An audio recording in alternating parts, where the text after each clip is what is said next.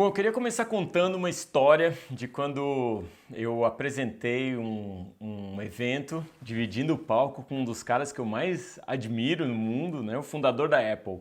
Não era o Steve Jobs, que é o fundador da Apple que a maioria das pessoas conhecem.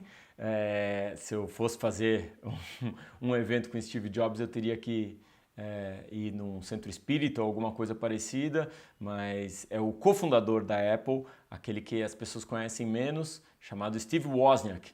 O outro Steve, aquele cara que desenvolveu junto com o Steve Jobs o começo da Apple, os primeiros computadores. Eu tenho profunda admiração por aquele cara que inventou uma empresa de US$ 1 trilhão e mais tarde chegou a US$ 2 trilhões, a primeira empresa a passar essas duas marcas, e aquilo para mim foi tão emocionante, estar no palco conversando com um fundador de uma grande empresa, e eu fiquei tão emocionado que depois do evento eu pedi por favor para ele autografar o meu Macintosh. Levei meu laptop da Apple e levei uma caneta junto, e ele então autografou e eu fiquei super feliz. Cheguei então em casa super emocionado e botei o computador em cima da mesa e fui tomar banho feliz. E a minha filha, quando eu saí eu vi que a minha filha estava meio silenciosa no quarto, a minha filha pequena, meio silenciosa na casa, procurei ela no quarto, não achei, saí do banho assim, e quando eu vejo ela tá na sala, em silêncio, e de uma forma muito metódica, apagando o autógrafo do Steve Wozniak do meu laptop. E eu gritei: "Uau, o que você está fazendo, Aurora?" E ela se assustou e começou a chorar. "O que foi, papai? Que não pode desenhar nas suas coisas." Eu ensinei as minhas filhas tantas vezes que não pode escrever na parede, nas coisas, que ela viu que alguém tinha escrito no meu computador e começou a apagar o autógrafo do Steve Wozniak. Eu virei para a Aurora e falei: "Aurora, tudo bem, tudo bem." E ela começou a chorar, ficou impressionada por que eu fui tão agressivo.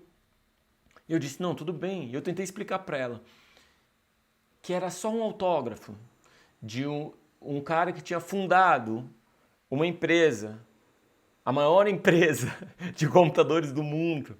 Era só um autógrafo de um cara que talvez, provavelmente, eu nunca mais vou ver na minha vida, e que tinha feito uma empresa que valia mais de US$ 1 trilhão na época. E a Aurora me olhou sem entender absolutamente nada, porque as crianças, elas entendem a linguagem do amor e do instinto, e entendem muito pouco esse mundo que a gente criou para os adultos.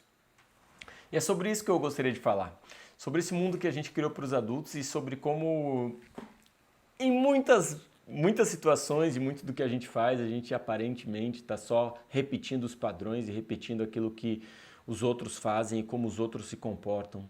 E a gente inventou essas coisas de US$ 2 trilhões em empresas e pessoas para nos inspirar e para sonhar com a possibilidade de realizar isso, mas também é preocupante quando a gente só imita os comportamentos e imita o que os outros estão fazendo sem se perguntar: isso me faz mais feliz ou menos feliz? Eu me lembro de uma entrevista do Ariano Suassuna um dia que ele disse que depois de velho ele percebeu que ele não gostava de receber visita, e dois, ele não gostava de voar de avião, e três, ele não gostava de café. Ele sempre aceitava tomar café por educação e disse: "Não, cara, eu não tenho mais idade para isso." Passei a não tomar mais café. E eu falei: que interessante isso. Quando você chega numa determinada idade e diz assim: eu não sou essa pessoa. Por que eu estou repetindo esses padrões? Por que eu estou simplesmente copiando o que me disseram para ser? Sabe? Por que eu estou simplesmente sendo uma pessoa que eu nunca fui, mas estou me esforçando para fingir que eu sou só para agradar outras pessoas?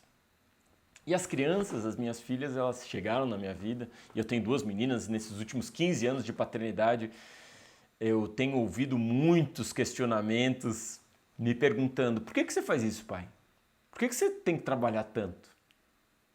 E aí o porquê das crianças me leva a perguntar o meu porquê. Por que eu tenho que trabalhar tanto? Por que eu tenho que escrever esses relatórios que ninguém está lendo? Por que eu tenho que participar dessa reunião que podia ser resolvida no e-mail, e que podia esse e-mail nem existir, ser resolvido no WhatsApp? E por que eu tenho que resolver um problema que nem existe? Então, muitas vezes eu me vi ouvindo o porquê das minhas filhas e simplesmente replicando esse porquê para mim. Por que eu tenho que viajar? Por que eu tenho que trabalhar no escritório, se aqui tem internet? Por que eu tenho que estar tão focado em algumas coisas? Porque me disseram que eu tinha que estar mais focado, eu tinha que conquistar algumas coisas. Por que eu estou atrás de tudo isso que eu estou atrás? E as minhas filhas ficam me questionando e não só com relação à profissão, mas também com relação àquilo que eu sou. Por que eu não ouço os conselhos da minha esposa ou da minha mãe? Por que eu muitas vezes sou mais agressivo ou respondo de uma forma abrupta tudo que elas me perguntam? Por que eu não consigo ser sensível e expressar as minhas vulnerabilidades para as minhas filhas? Por que eu fico fingindo que eu sei de tudo e que eu sou forte, que eu não tenho nenhum defeito? Quem que eu quero enganar? E esses porquês, eles vão me ajudando a entender por que nós, homens, em geral, e é com esse tipo de comportamento que eu quero falar hoje, por que a gente fica copiando isso que disseram pra gente que é ser homem, né? Então, a gente não gosta de dizer que está perdido, a gente tem esse problema de pedir informação, a gente tem esse problema de ouvir as mulheres, quando as mulheres tentam nos ensinar alguma coisa, a gente se sente ultrajado.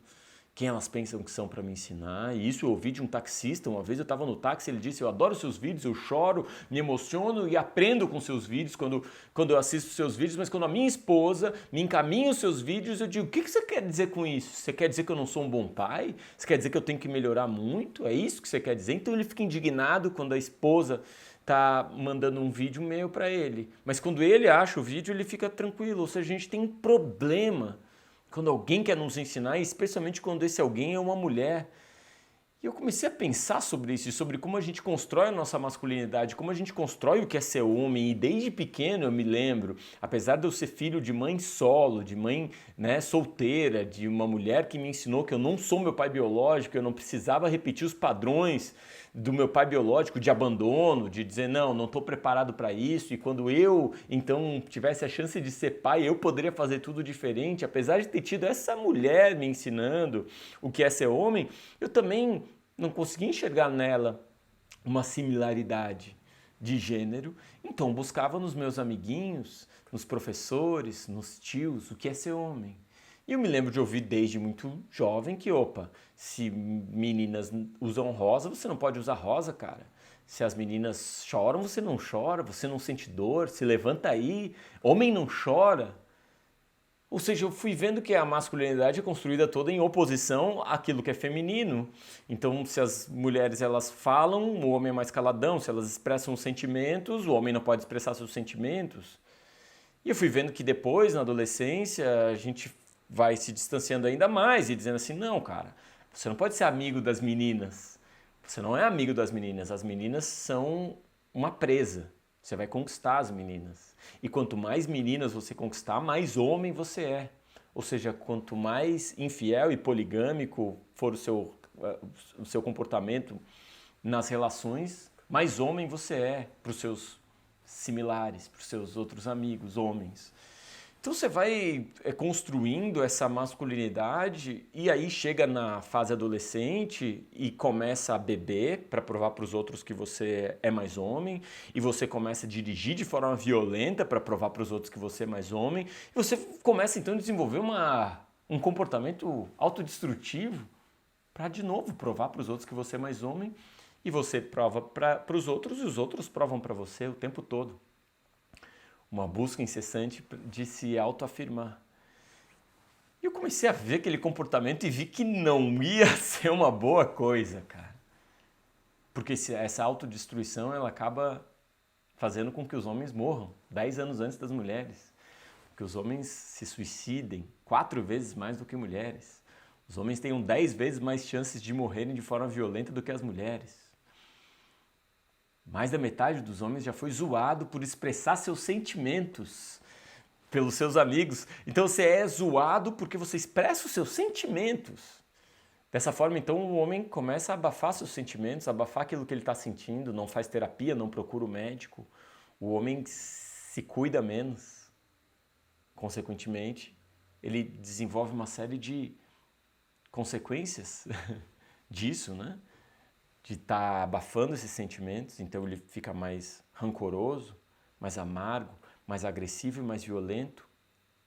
Homem não engole sapo, homem não leva desaforo para casa, ele se torna competitivo, esse comportamento é autodestrutivo, homens são a maioria do sistema penitenciário, mais de 90% das pessoas presas são homens. Homens se agridem para se provar para os outros e às vezes agridem quem está ao seu redor.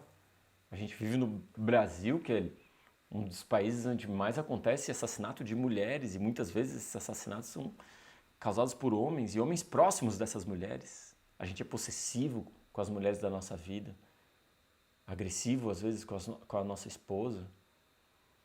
Esse comportamento eu fui percebendo não encaixava em mim, em quem eu queria ser, no meu ideal de felicidade. Mas mesmo assim era um ideal, uma construção muito determinada. E quando a minha esposa me disse, estou grávida, aquela frase que muda a vida de qualquer homem, eu achei que podia ser a chave da prisão. Eu senti mesmo que podia ser, opa, talvez agora eu não preciso mais provar para os outros, eu possa viver para uma outra pessoa, para minha filha. E quando a Anitta chegou e depois a Aurora chegou, elas foram me apresentando esses porquês. Por que você tem que se comportar assim? Por que você é tão competitivo? Por que você é tão agressivo? Por que você se comporta de forma violenta? Por que você não fala dos seus sentimentos? Não é mais fácil falar dos seus sentimentos? E aí, na minha relação com as minhas filhas, eu fui percebendo que eu choro, cara. Eu tenho vontade, às vezes, de chorar. Eu tenho vontade, às vezes, de mudar a minha vida profissional sem motivo. Às vezes eu tenho vontade de ter uma vida calma, familiar, em paz. Não quero sair sexta-feira à noite. Não quero pegar geral. Talvez o que eu sou de verdade é isso. Que não tenta ficar provando para os outros que eu sou homem, que eu sou bem-sucedido, que eu sou forte. Mas uma vida calma, em família. Uma vida de encantamento e brincadeiras e refeições em que a gente possa estar trocando ideia. Quantas vezes eu levei minhas filhas para os locais com amigos e eles disseram, hoje você está de babá. E eu tive que dizer, não, cara, eu não estou de babá, eu estou de pai. Ser pai é criar os seus filhos. Eu estou aqui participando, porque eu fiz isso, foi divertido de fazer e eu também quero criar isso. Quero formar essas meninas. E quando eu menos percebi, as meninas estavam me formando. Estavam me formando um homem mais sensível. Homem chora assim. Homem diz eu te amo. Homem fala dos sentimentos. Homem tem defeitos e vulnerabilidades e medos. E homem pode falar sobre isso. Homem pode se cuidar e cuidar da sua saúde. Homem pode não ter um comportamento autodestrutivo. Homem pode curtir um sábado à noite com as filhas dançando no meio da sala. Homem também não lava a louça, homem também limpa o chão. Você não é menos homem se você faz isso, você é mais homem. Você é mais homem. Porque você está desafiando o status quo, desafiando a opinião dos outros, desafiando isso que disseram que é ser homem. Esse homem que é competitivo, que busca status, poder, que é agressivo e violento, que não leva desaforo para casa. Esse homem que está determinado para você ser. E você diz, não quero ser esse homem. Quero ser um outro cara. Mais sensível, mais conectado com as pessoas que eu amo, que cultiva as relações afetivas, que investe nessas relações afetivas e familiares e que aí constrói então a sua própria felicidade. É como se fosse uma chave de prisão mesmo. É como se, quando a minha esposa disse, você vai ser pai, eu pudesse dizer, beleza, então agora eu vou entrar nesse outro papel que é o papel que eu sempre quis. Um cara mais calmo, mais conectado com seus sentimentos. E isso não me faz mais fraco, isso me faz mais forte. Costumo dizer para os meus amigos, a gente não é YY, a gente é XY. A gente tem as duas coisas nos nossos gametas. A gente tem sensibilidades e forças que a gente abafa desde pequeno e que isso tem consequências ruins para nós e para quem nos rodeia. Esses dias eu estava brincando com as minhas filhas de princesa, unicórnio, massinha de modelar, tudo colorido. E a minha filha pequena me disse, papai, um dia eu vou namorar você. E eu falei, não, você não vai me namorar. Você vai namorar um cara muito mais legal que eu. Um cara que não errou por não ter a referência de um pai presente. Um cara que não errou por tentar ser homem segundo a determinação, a opinião dos outros.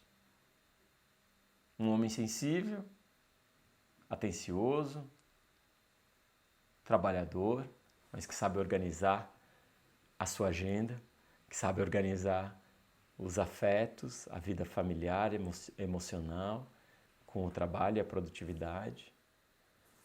Um cara que não errou tanto quanto eu, filha. Você vai encontrar. E esse cara tá por aí. Em algum lugar. Sendo criado por outros pais. Pais sensíveis. Pais que trocam fralda, que lavam a louça. Pais que não estão de babá. Pais que estão de pai.